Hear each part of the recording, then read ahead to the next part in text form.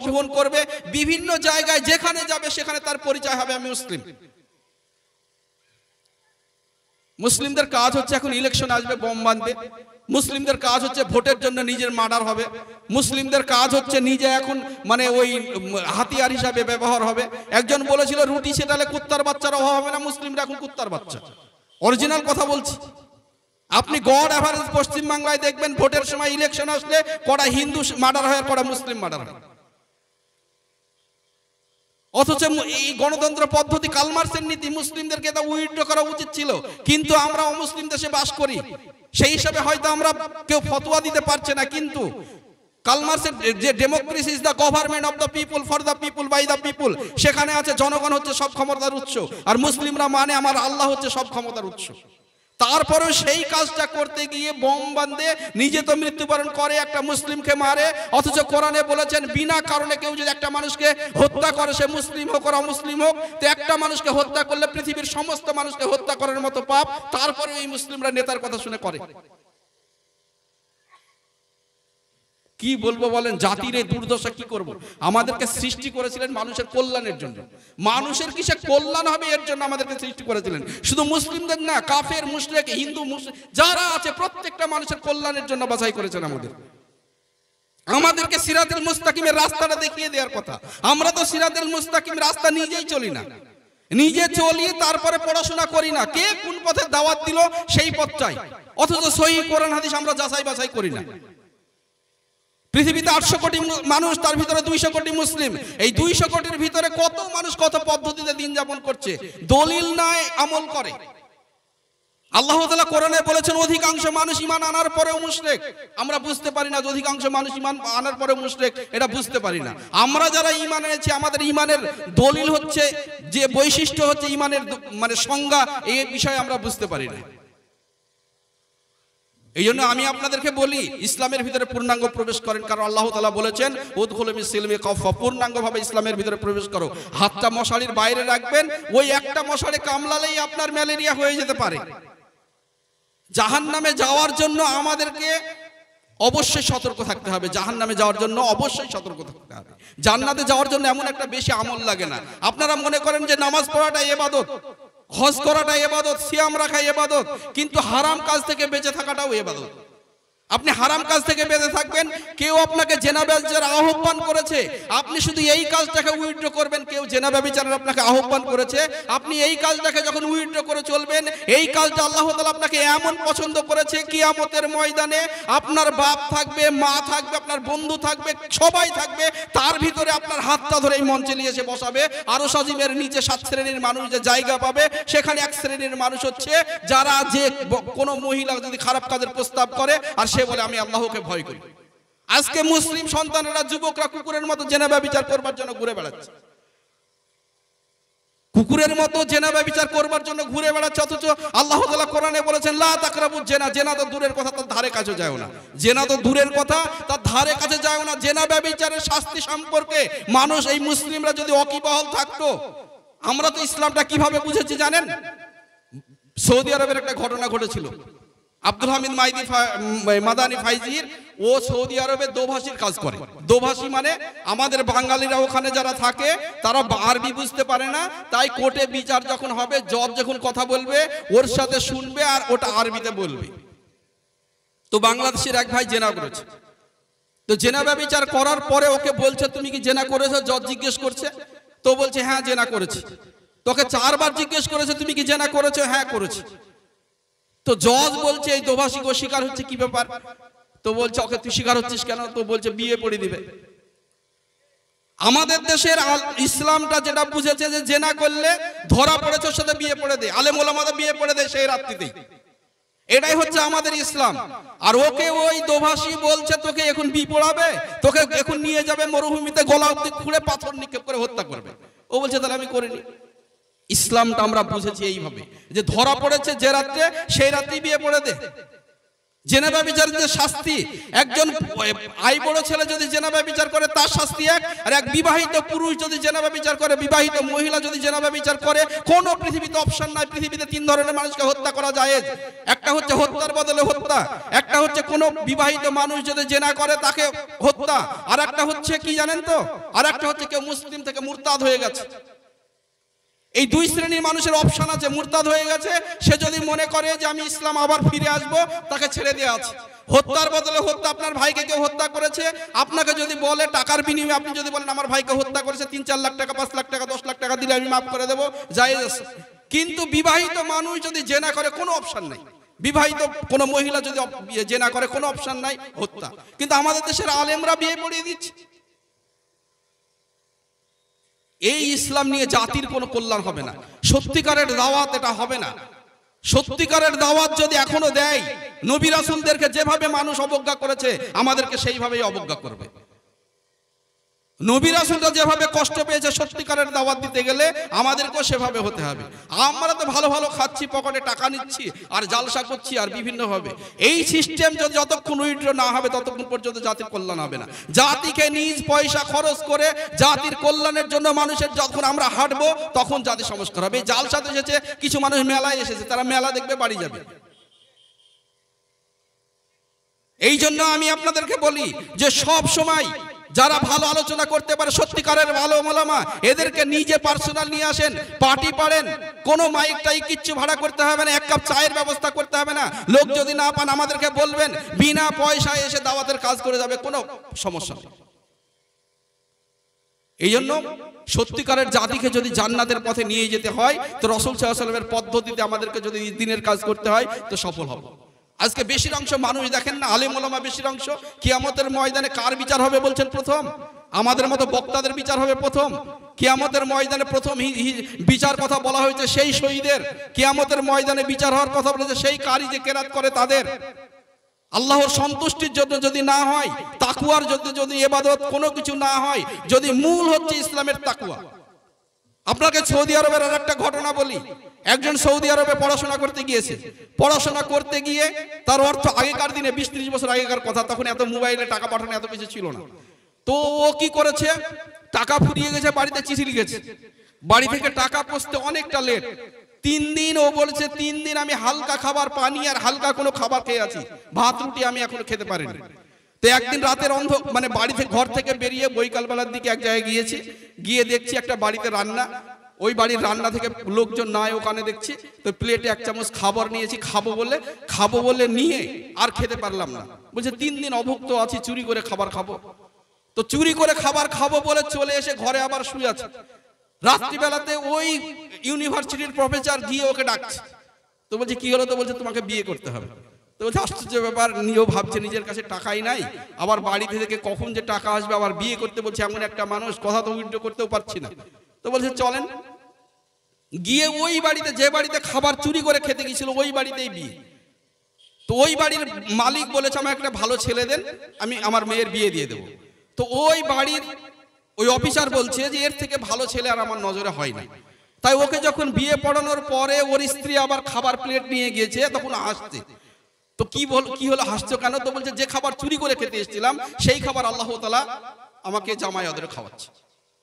তাকওয়া এমন একটা বিষয়, আপনি যদি তাকওয়া অবলম্বন করতে পারেন, তাকওয়া তো মানুষ অবলম্বন করতে পারেন। একটা ঘটনা আপনাকে আলী রাদিয়াল্লাহু তাআলার একটা ঘটনা বলি। আলী রাদিয়াল্লাহু তাআলা এক সময় একটা জায়গায় নামাজ পড়তে যাওয়ার সময়, একটা উটকে ওযু করতে যাওয়ার সময় একজনকে ধরতে দিয়েছেন। ধরতে দিয়ে ওযু করতে গিয়েছেন, গিয়ে মনে মনে ভাবছেন যাকে উটটা ধরতে দিয়ে এসেছে তাকে 1 টাকা দেবো, বকশিশ দেবো 1 টাকা। তো 1 টাকা বকশিশ দিব ভেবে ও ওযু করে এসে দেখছে, নামাজ পড়ে এসে দেখছে ওই যুবক আর নাই, আর উটটা দূরে চড়ছে। তো উটের যে মুখর, এই মুখরটা ও চুরি করে চলে গেছে। তো আলী রাদিয়াল্লাহু তাআলা ওই উটের মুখর কিনবার জন্য বাজারে গিয়েছে। এখান থেকে বাজারে গিয়ে দেখছে ওই মুখরটাই ঝুলছে। তো ওই মুখরটা যখন ঝুলছে, তখন ওই মুখরটা দোকানওয়ালাকে বলছে যে কি ব্যাপার, এই মুখরটাই তো আমার উটের, এটা এখানে ঝুলছে। তো বলছে এই মাত্র একটা যুবক 1 টাকায় বিক্রি করে চলে গেল। তো বলছে ও 1 টাকা আমি ওযু করার সময় ভেবেছিলাম নামাজ পড়ার সময় 1 টাকা ওকে দেব, কিন্তু ধৈর্য ধারণ করতে পারেনি, তাই ও হারাম পথে ইনকাম করেছে। আল্লাহ তাআলা রিজিকের বিষয়টা আপনার জন্য যা বরাদ্দ করেছে, পৃথিবীর ভিতরে যারাই আপনার শত্রুতা করে এই বরাদ্দকে ক্ষতি করতে পারবে না। এই জন্য মুসলিমদেরকে বলেছিল আলহাকুমুত তাকাসুর, ধন সম্পদের মোহে তোমরা আচ্ছন্ন হয়ে আছো যতক্ষণ না কবরের সম্মুখীন হও। এই মুসলিমদের বোঝা উচিত ছিল রিজিক তো আমার ভাগ্যে যা অবধারিত আছেই আছে, আমি হালাল পন্থা জীবন যাপন করব, কিন্তু এই মুসলিমরা ধৈর্য ধারণ করতে পারে না। আজকের সমাজে অর্থনৈতিক কাঠামোর জন্য মুসলিমরা যেভাবে প্রতিযোগিতায় নেমেছে, অথচ মুসলিমদেরকে বলেছিলেন ওয়াসারিউ ইলা মাগফিরাতিম মির রাব্বিকুম জান্নাতিন আরদুহাস সামাওয়াতি ওয়াল আরদু উইদ্দাত লিল মুত্তাকিন। আল্লাহ তাআলা বলেছিলেন তোমরা আল্লাহর ক্ষমা ও তার জান্নাতের জন্য প্রতিযোগিতা করো। যে জান্নাতের প্রশস্ততা হচ্ছে আসমান ও জমিন, যেটা তৈরি করা হয়েছে মুত্তাকিদের জন্য। এই মুত্তাকি কিসের জন্য তাকওয়া ভীরু হয়? মুসলিমরা মুত্তাকি তৈরি হতে পারেনি। অরিজিনাল কথা বলছি, মুসলিমরা তাকওয়া অর্জন করতে পারেনি, মুসলিমরা মুত্তাকি হতে পারেনি। আজকে যদি মুত্তাকি হতে পারতো তাহলে আমরা সফল কাম হতাম। এই জন্য আমি আপনাদেরকে বলি যে আমাদের সব থেকে চূড়ান্ত বিষয় হচ্ছে এখন নিজেকে সংশোধন করে জাতিকে সংশোধনের বার্তা দেওয়া। নিজেকে মূলত আমাদেরকে প্রথমে সংশোধন হতে হবে। জান্নাতটা আমার জন্য, প্রথম আমাকে জান্নাতে যেতে হবে। কারণ কিয়ামতের ময়দানে আল্লাহর সামনে আমাকে একাকী দাঁড়াতে হবে। কোনো দোভাষী থাকবে না, কোনো পীর থাকবে না, কেউ থাকবে না, কোনো বন্ধু সাহায্যকারী থাকবে না। একমাত্র আমি যদি ঈমানের উপরে মৃত্যুবরণ করতে পারি তা আমার জন্য যিনি ভাববেন তিনি হচ্ছে মুহাম্মদ সাল্লাল্লাহু আলাইহি ওয়াসাল্লাম। যদি ইবাদতের ভিতরে থাকতে পারি তাহলে ওই জায়গাটাই, তাছাড়া আমার জন্য আর কেউ শাফায়াত করতে পারবে না যদি ঈমানদার না হতে পারে।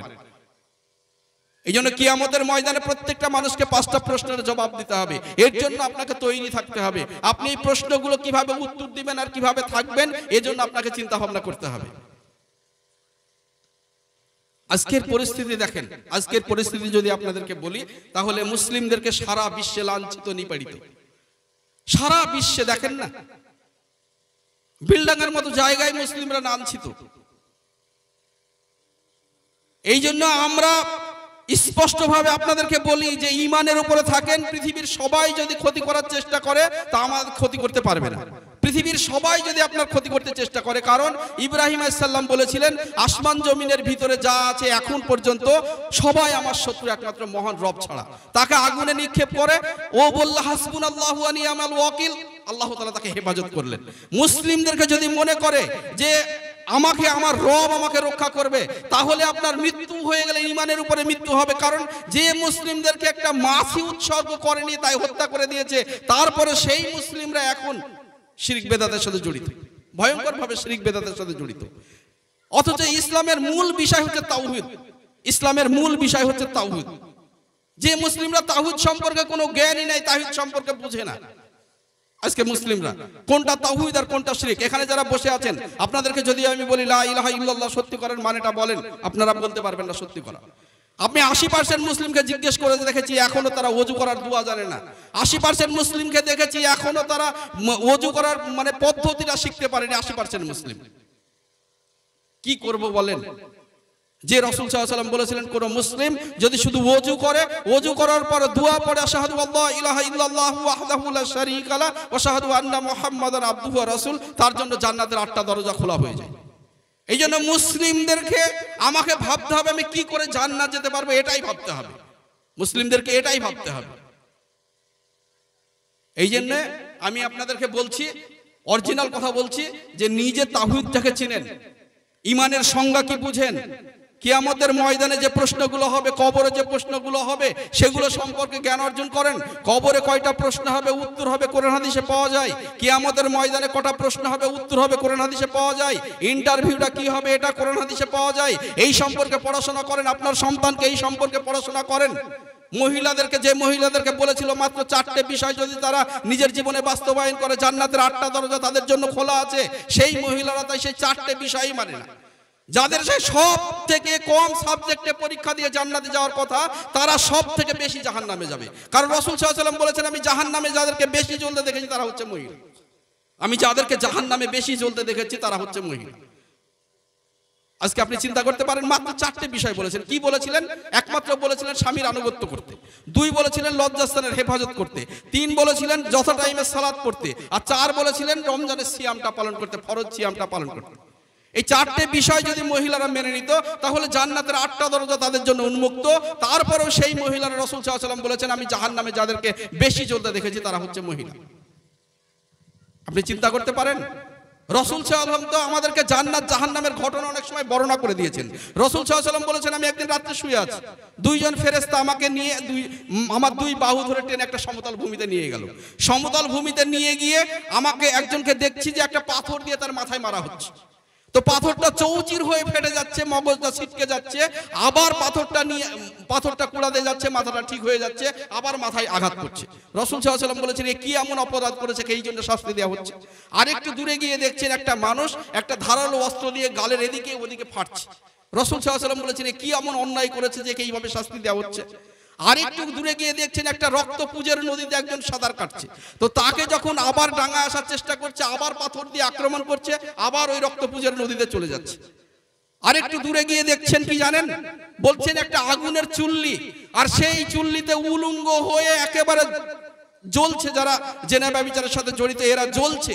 তো তাদের লজ্জাস্থান চুয়ে চুয়ে ওই চর্বি যখন পড়ছে, এত দুর্গন্ধ।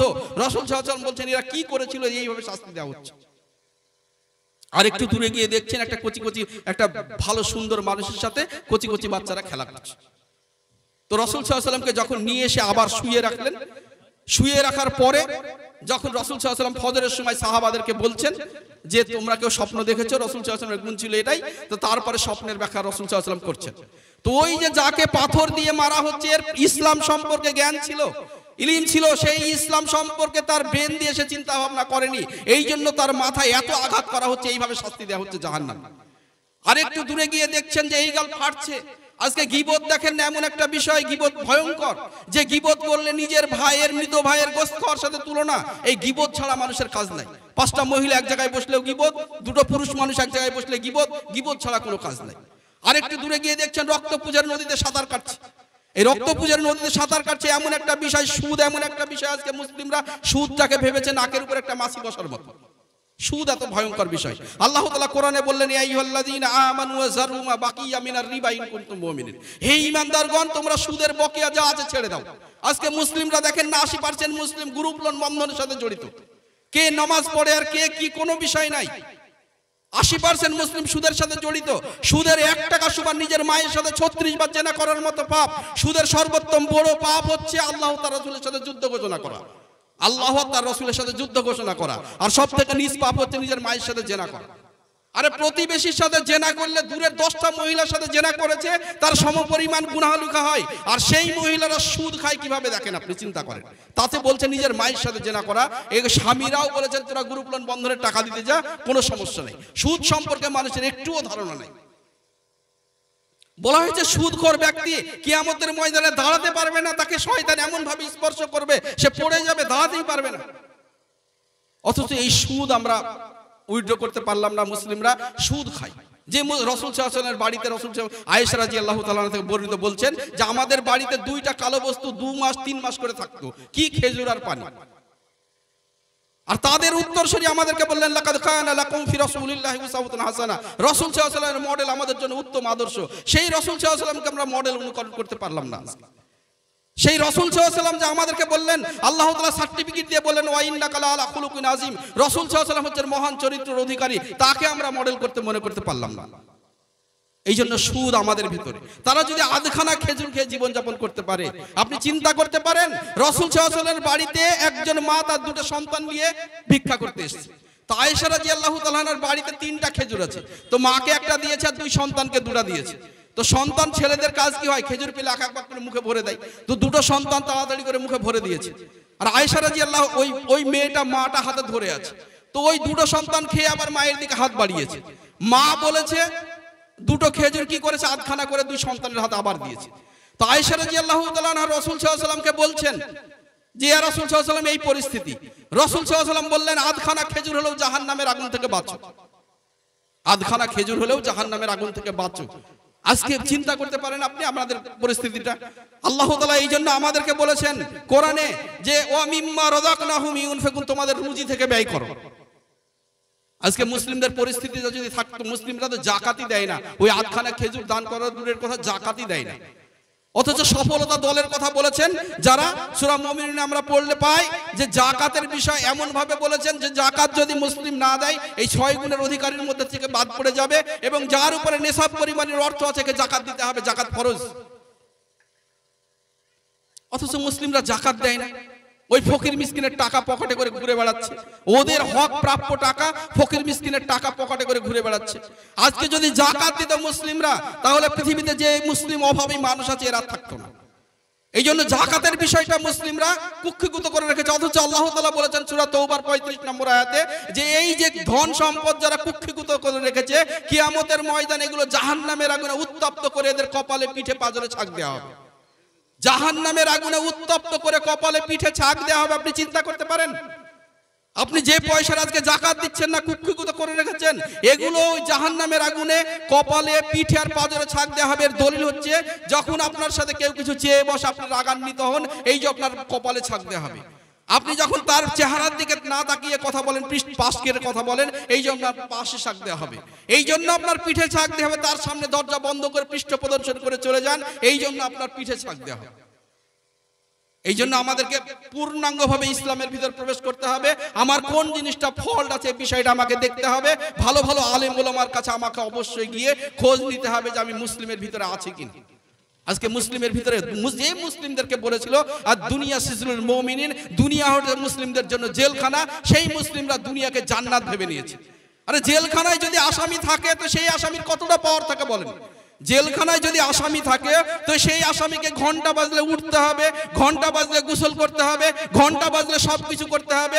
আর সেই মুসলিমরা সীমারেখা ভাবে না যে দুনিয়াটা আমাদের জন্য জেলখানা, আমার মনে যাচ্ছে আয় তা আমি করতে পারবো না, আমাকে আল্লাহর জন্য করতে হবে। কারণ আল্লাহ তাআলা জানমালের বিনিময়ে জান্নাত বিক্রি করে দিয়েছে।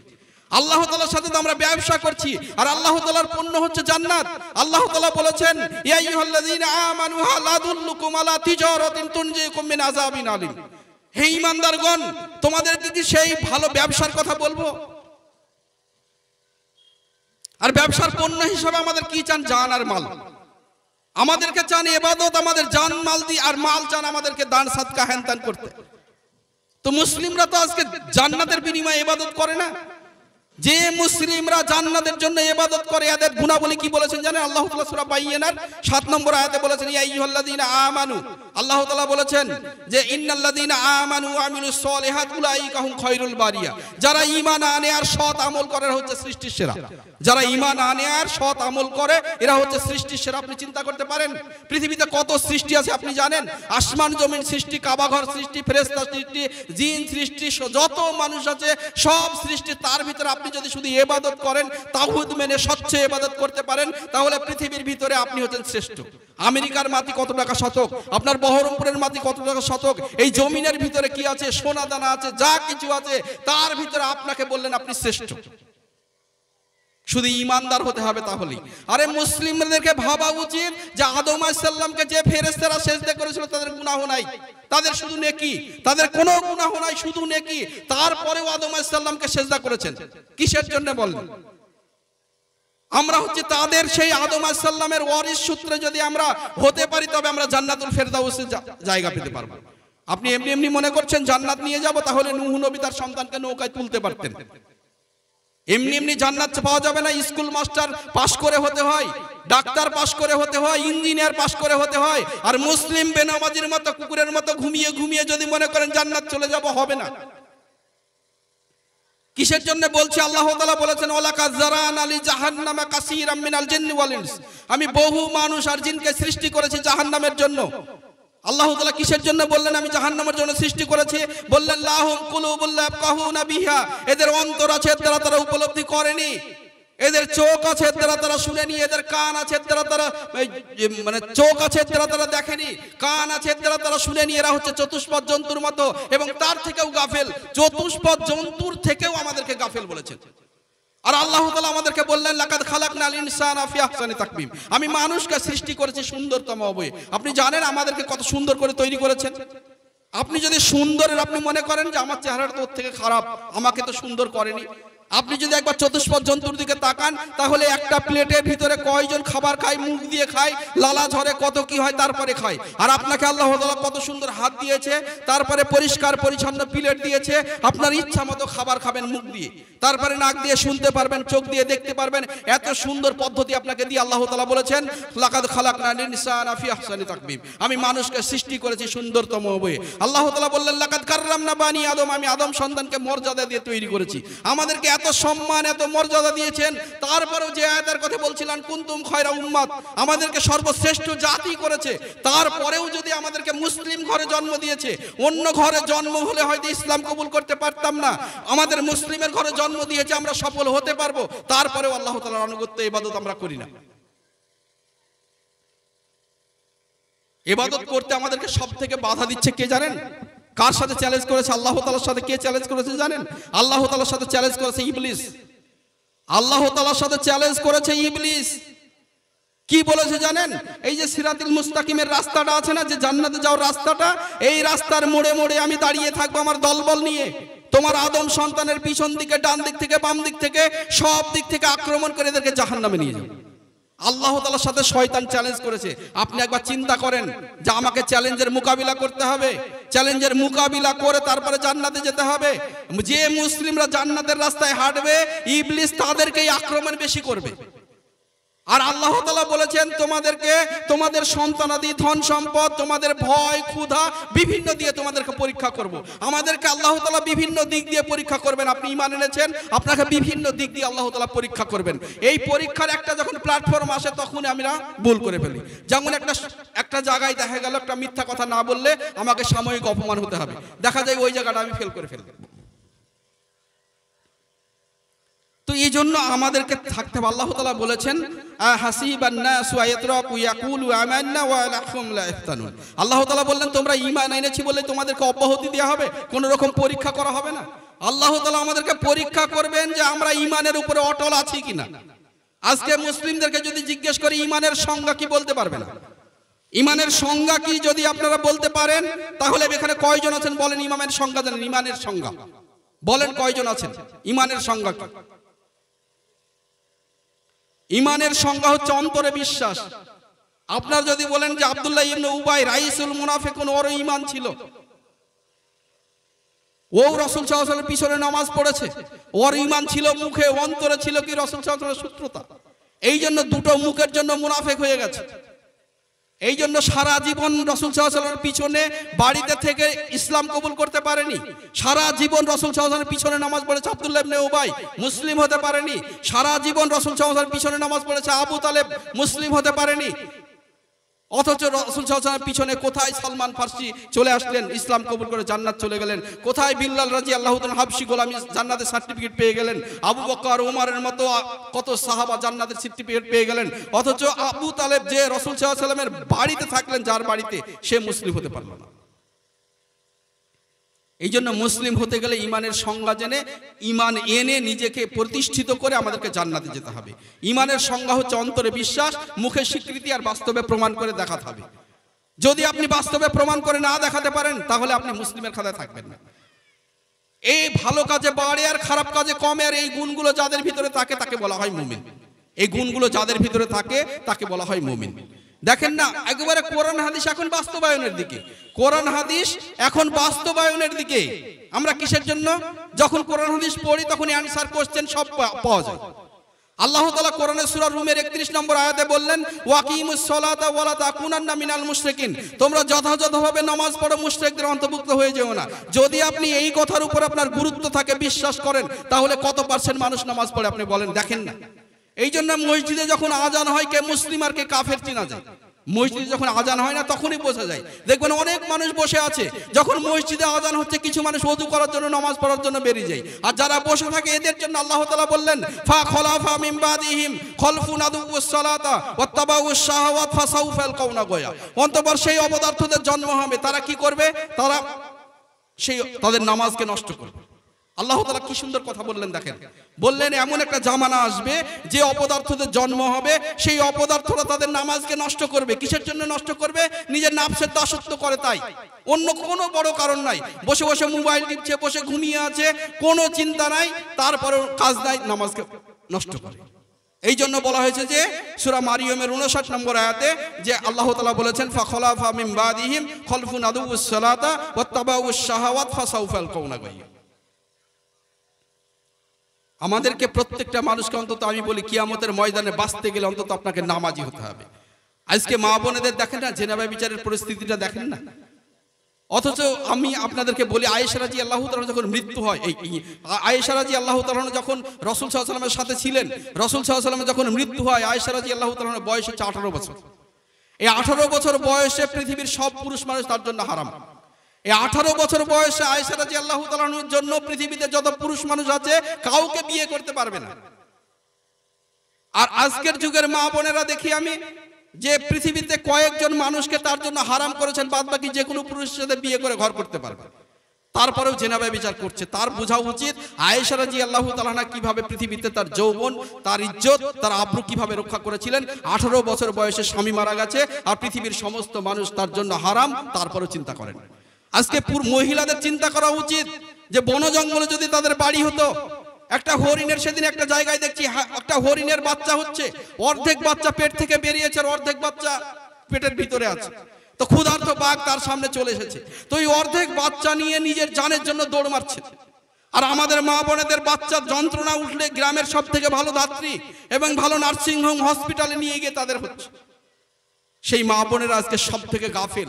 রাসূল সাল্লাল্লাহু আলাইহি ওয়াসাল্লাম বললেন, যার নামে যাদেরকে বেশি জ্বলতে দেখেছি তারা হচ্ছে মহিলা। এই জন্য রাসূল সাল্লাল্লাহু আলাইহি ওয়াসাল্লাম বলেছেন, কিয়ামতের ময়দানে এমন একটা প্ল্যাটফর্ম যেখানে 50,000 বছরের সমান দিনটা হবে, সূর্য মাথার উপরে থাকবে, মানুষ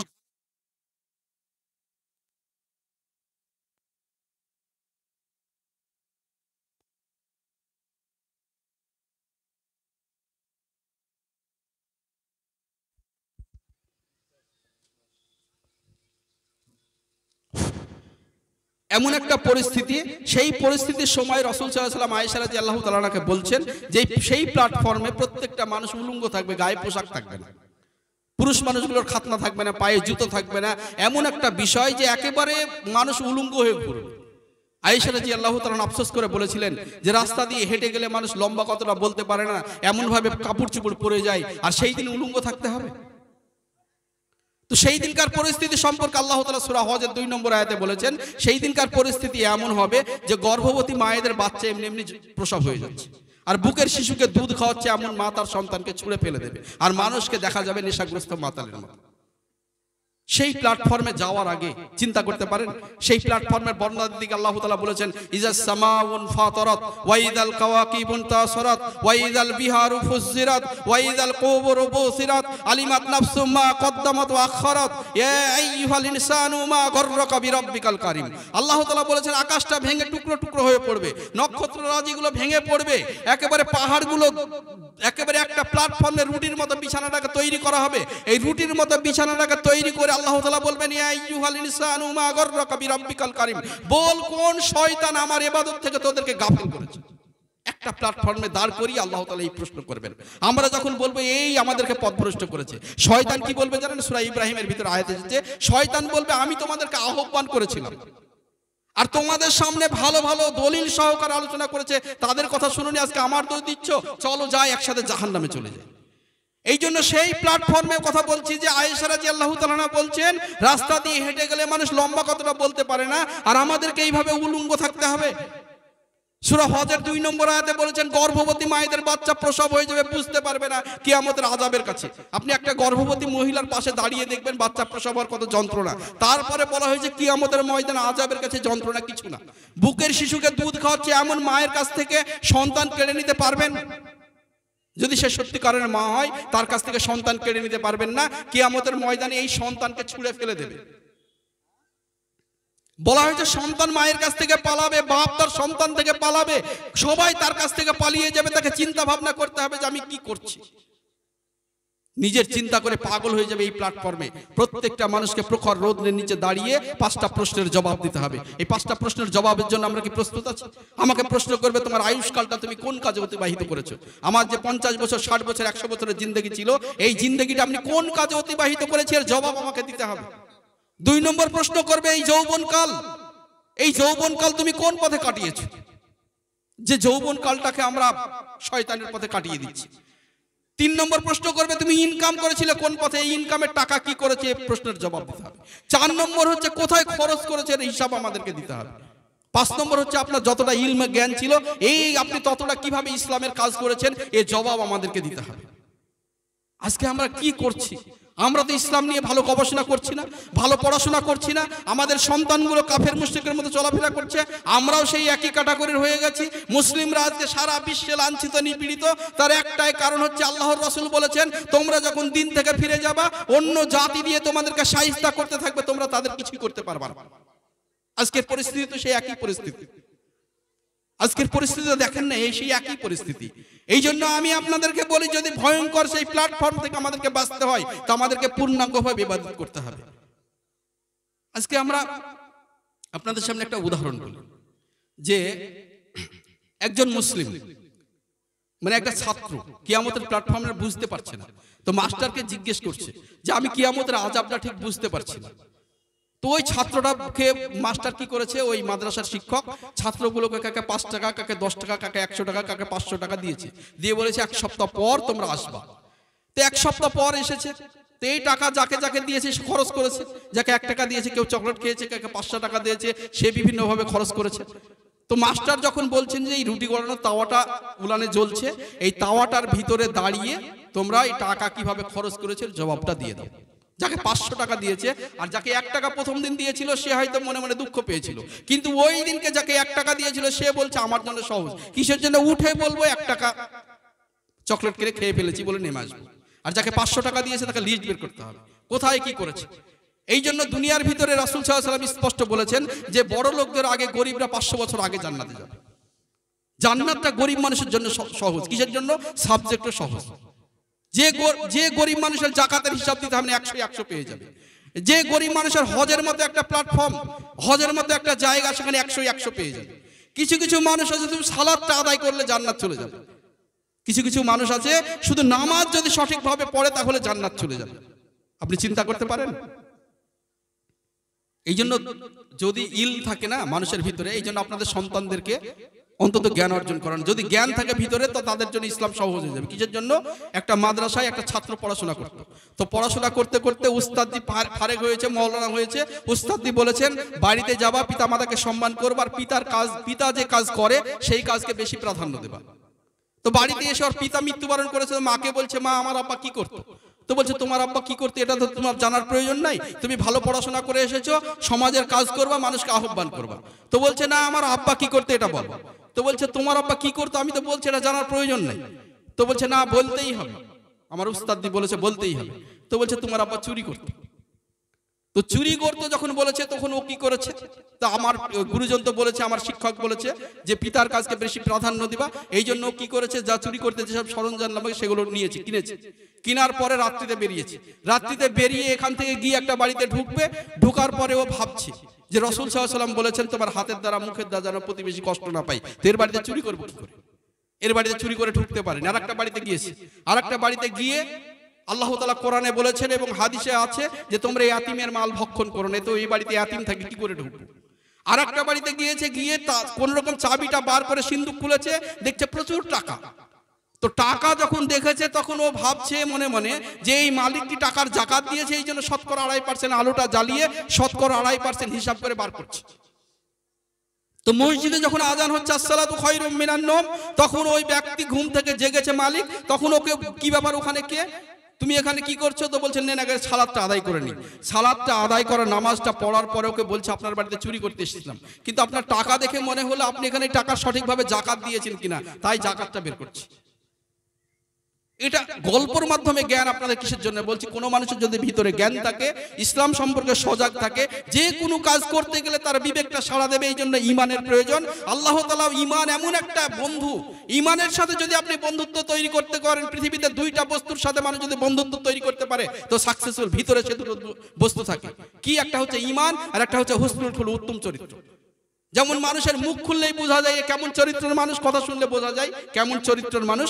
আর তার ঈমান যদি থাকে তো মসজিদে যখন আজান হবে আসসালাতু খায়রুম মিনান নওম, তো ও ঈমান নামক বস্তুটা টকটক করে কোরআন আনবে, বলবে ওঠো এবার মসজিদে যাও। মুসলিমদেরকে এই জন্য আমি বলি মসজিদ হচ্ছে জান্নাতে যাওয়ার এয়ারপোর্ট। এই এয়ারপোর্টে যদি ঢুকতে পারেন তো সিরাতুল মুস্তাকিম দিয়ে রাস্তায় জান্নাতে যেতে পারবেন। আর যদি মসজিদে না যান, মসজিদের সাথে সম্পর্ক না থাকেন, পৃথিবীর ইতিহাসে মুসলিমরা যখনই সাহাবারা হিজরত করেছে, নবী রাসূলদের প্রত্যেকটা সলেহিনের কাজই হচ্ছে আগে মসজিদকে ঠিক করা, মসজিদের সাথে কানেকশন করে নিজের প্রতিবেশী নিজে সহ জান্নাতে যাওয়া। আজকে মুসলিমরা মসজিদের সাথে কানেকশন নাই, মুসলিমরা আজকে হতাশ। এই জন্য আমি বলি জান্নাতে যাওয়ার জন্য এয়ারপোর্টে ঢুকেন, এয়ারপোর্টে ঢুকলে অবশ্যই জান্নাতে যেতে পারবেন। সন্তানদেরকে জ্ঞান অর্জন করার জন্য অন্তত মাদ্রাসা মক্তবে একটু পড়ান, তাহলে অন্তত। এখন বেশিরভাগ মানুষকে দাওয়াত দিতে যখন যাই, একটা 20 বছর 25 বছর 50 বছরের মানুষের কাছে যখন দাওয়াত দিই, তখন বলে যে নমাজ পড়ে কি করে সানারুল ভাই, আমরা তো এখনো কিছুই জানি না, ফাতিহা সূরা সঠিকভাবে পড়তে পারি না। এই না জানার কারণে মসজিদে ঢুকতে পারে না, লজ্জা বোধ করে, শুধু জানে না তাই। এর জন্য পিতামাতাকে কৈফিয়ত দিতে হবে না? এই জন্য গার্জেনদেরকে বলা হয়েছে কুল্লুকুম রাঈন ওয়া কুল্লুকুম মাসউলুন আন রাইয়াতিহি।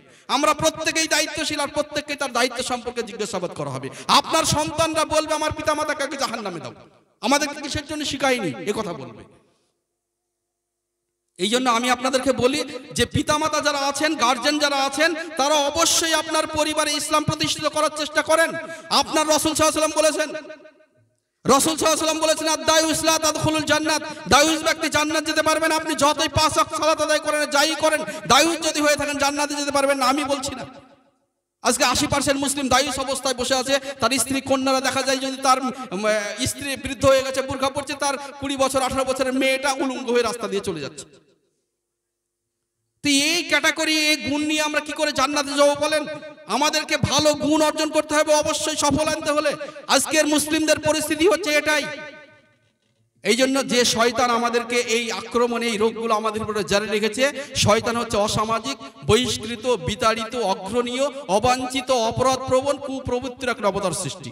শয়তান শব্দের অর্থ হচ্ছে দুর্বৃত্ত, পাপাত্মা, মিথ্যাবাদী, পথভ্রষ্ট, ধোঁকাবাজ, প্রতারক, প্রবঞ্চক, প্রহসনকারী, অমান্যকারী, অন্যায়কারী, সীমালঙ্ঘনকারী, অবিশ্বাসী, বিশ্বাসঘাতক, চক্রান্তকারী। এই শয়তান আপনাকে এই এতগুলো কাজ করে আপনাকে জাহান্নামে নিয়ে যাবে। এই জাহান্নামে নিয়ে যাওয়ার চ্যালেঞ্জই আল্লাহর সাথে করেছে। আপনাকে একটা কথা বলি, মুসলিম একটা যদি মোটরসাইকেলের সাথে একটা মারুতির অ্যাক্সিডেন্ট হয়, জরিমানা কার বলবেন? জরিমানা তো মারুতির। মারুতির সাথে যদি বাসের অ্যাক্সিডেন্ট হয়, জরিমানা বাসের। বাসের সাথে যদি ট্রেনের অ্যাক্সিডেন্ট হয়, তাহলে জরিমানা কার হবে বলেন? ট্রেনের তো জরিমানা হওয়ার কথা না। ট্রেন তো অন্য লাইনে যায় না, ট্রেন তো তার নিজস্ব পার্টিতে চলে। মুসলিমদেরকে বলেছিলেন কোরআন আর হাদিস, এটা হচ্ছে এমন একটা বস্তু আমি রেখে গেলাম, এটা নিয়ে আঁকড়ে থাকলে তোমার রাতটাও দিনের মতো পরিষ্কার। আজকে মুসলিমরা তো থুতু ফেলাই জানে না, বেশিরভাগ মুসলিম। এই জন্য আমি আপনাদেরকে বলি যে আলোচনাটা আমি করলাম সফলতার জন্য। এই জন্য যাবেই যখন অনেক দূরে, সব ঘাটেতে নামতে নেই, দূরপাল্লার ট্রেনের নিয়ম সব স্টেশনে থামতে নেই। যদি জান্নাতে যেতে হয়, সিরাতাল মুস্তাকিমের 7টা বড় বড় স্টেশন পাড়ি দিতে হবে। একটা হচ্ছে মৃত্যু নামক ভয়ঙ্কর স্টেশন, একটা হচ্ছে কবর নামক ভয়ঙ্কর স্টেশন, একটা হচ্ছে কিয়ামতের প্ল্যাটফর্মে ভয়ঙ্কর স্টেশন, 2 হচ্ছে মিজানের পাল্লায় যখন পাপ পুণ্য ওজন হবে ভয়ঙ্কর স্টেশন, 4 হচ্ছে যখন আমলনামা হাত আপনার দিতে হবে এই ভয়ঙ্কর স্টেশন, ফুলসিরাত পার হতে হবে ভয়ঙ্কর স্টেশন। এই স্টেশনগুলোর এক একটা বিষয় আছে। কোন বিষয়ে স্লিপ ধরিয়ে দিয়েছে, বিষয় আলোচনা করার টাইম নাই। কিয়ামতের ময়দানে যখন আপনার আমার আমলনামা দেওয়া হবে আপনার হাতে, আপনি বলবেন একেবারে ওয়াউদিয়াল কিতাবু ফাতারাল মুজরিমিনা মুশফিকিনা মিম্মা ফি ইয়াকুলুনা ইয়া ওয়াইলাতা মালি হাযাল কিতাব। এ কেমন একটা খাতা আমার সামনে পেশ করা হলো, গাদিরু সাগীরাতা ওয়া কাবীরাতা লিল্লাহ। আমার আফসোস, মালি হাযাল কিতাব, এখানে কোনো কিছু বাদ পড়েনি। কোথায় দাঁড়িয়ে প্রস্তাব করেছি, আমার স্ত্রী কবে গ্রুপ লোন বন্ধন সুদের টাকা দিয়েছে, কার সাথে জেনা ব্যভিচার করেছি, কতটা সিগারেট বিড়ি খেয়েছি, প্রত্যেকটা যাররা পরিমাণের বিষয় এখানে লিপিবদ্ধ করা আছে। আপনি মনে মনে ভাববেন। এই জন্য রাসূল সাল্লাল্লাহু আলাইহি ওয়াসাল্লাম বলেছেন, 3টে প্ল্যাটফর্মে কারো কথা আমার মনে থাকবে না, 3টে জায়গায় কারো কথা মনে থাকবে না। মিজানের পাল্লায় যখন পাপ পুণ্য ওজন হবে, রাসূল সাল্লাল্লাহু আলাইহি ওয়াসাল্লাম বলেছেন কারো কথা মনে থাকবে না। যখন আমলনামা দেওয়া হবে, কারো কথা মনে থাকবে না। ফুলসিরাত পার হতে গেলে নিজের কথাই ভাববে। আপনি মনে করেন যার আগে পিছার গুনাহ খাতা মাপ, জান্নাত যিনি উন্মোচন করবেন, যিনি এত সমস্ত নবী রাসূলের সর্দার, সেই ব্যক্তিরা যদি এরকম কথা বলে, তা আপনি আমি কি? আপনাদেরকে আমার বলার উদ্দেশ্য হচ্ছে সফলতার জন্য। আল্লাহ তাআলা আমাদেরকে হেদায়েত করুক। নিজে ইসলাম পরিষ্কারভাবে মানেন, সন্তানদেরকে মানার চেষ্টা করেন। আল্লাহ তাআলা যেন হেদায়েত দান করে। এই বলে আমার আলোচনা শেষ করছি। আসসালামু আলাইকুম ওয়া রাহমাতুল্লাহ।